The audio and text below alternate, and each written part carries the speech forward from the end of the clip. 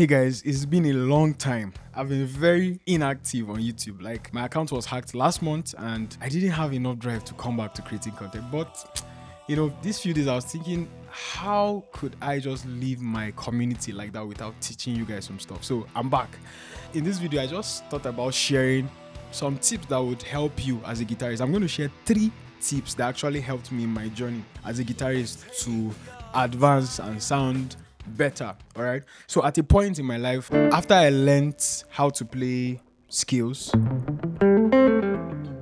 I learned very random stuff online. I would just go online because scales usually sound like cool for me at the time. So I was like, you know what, let me learn how to play those stuff. And then I came across how to play licks. So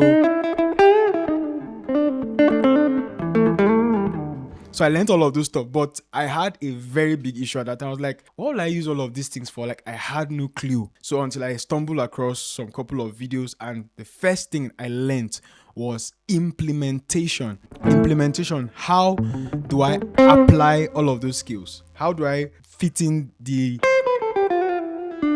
major scale, for example, in a chord progression? How do I fit it into whatever the song is playing in the background? All right, so those were the questions I started asking. So, and as a result, I was able to understand that. So I learned how to apply. So what I did was, whenever a chord progression was playing, instead of playing scales up and down, I learned the connection between chords and notes. Chord and note relationship was the first thing that helped me in application.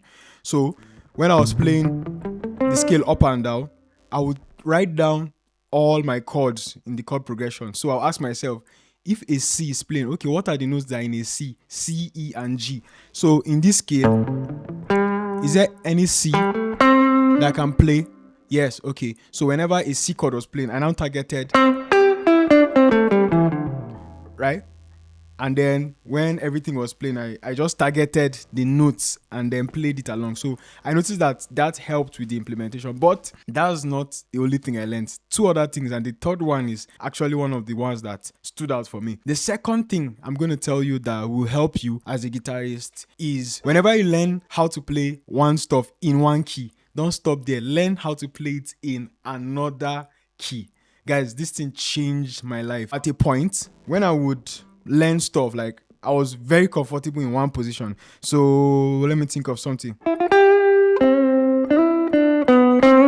Right? So I was just learning it in one position.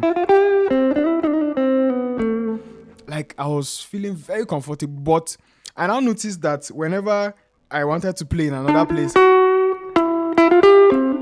I used to struggle. So what I did was to focus. I was like, is there any other way I can play this stuff? Those are the questions I started asking myself, because imagine that I'm always playing this thing here. It means that I am limited to one position. So what I started doing was to look for other options. Okay, so this thing really helped me to explore possibilities and also to make my hands adjust, because there are some licks that you play here that in other positions, if you don't know how to play it, because you can be so used to a particular pattern that when you get to playing in another position, it might feel very uncomfortable for you. So I started making intentional efforts to now learn. Right? So this is the same for all your skills. So when you learn the major scale on the neck, learn it in different positions, so that at any point, like, you can pick any of these tools and apply when you're jamming. And if you don't know how to do any of this, I've already created a course that teaches how to do all of this and how to solo. And I'm giving you tips. This video is not how to play a skill or whatever. No, I'm just telling you tips that will help you and make it better. I believe you love these glasses, so I'm wearing this because of my lights. The final tip is something that really changed my life. Most guitarists out there, I usually look at you people and hear what you ask. Oh, I want to learn how to play this scale. Teach me how to play this scale. See, scales are good, right? But if you don't know how to play rhythm, trust me, you are on a long thing. Like, your journey is going to be very long. You need to understand the relationship between notes. and chords.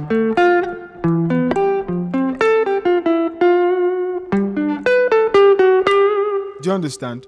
So one of the things that helped me was that I learned that rhythm playing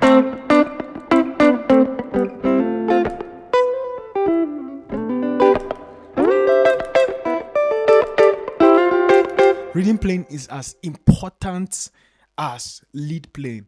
So what I started to do was to focus on my rhythm playing. So what do I mean by rhythm playing? Anytime that you hear stuff like this, right? Rhythm comprises of you making use of let's say elements around a chord and chord progression, stuff like triad. So instead of playing the full chord like this, there are different ways to play it, talking about variations, inversions, intervals.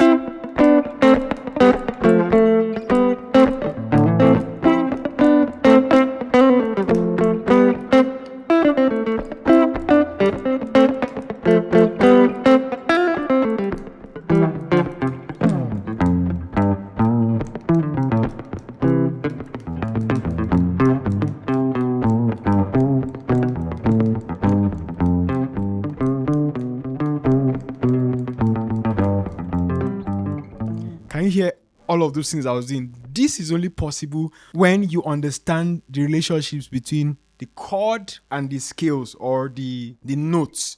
Okay, so rhythm playing is very important. So if you are trying to get into lead guitar playing, don't start with just learning how to play scales. These are some of the things I would advise you to learn. Learn how to play triads, learn how to play intervals, right? Learn how to jam, learn how to play different chord variations. So when a chord progression is played,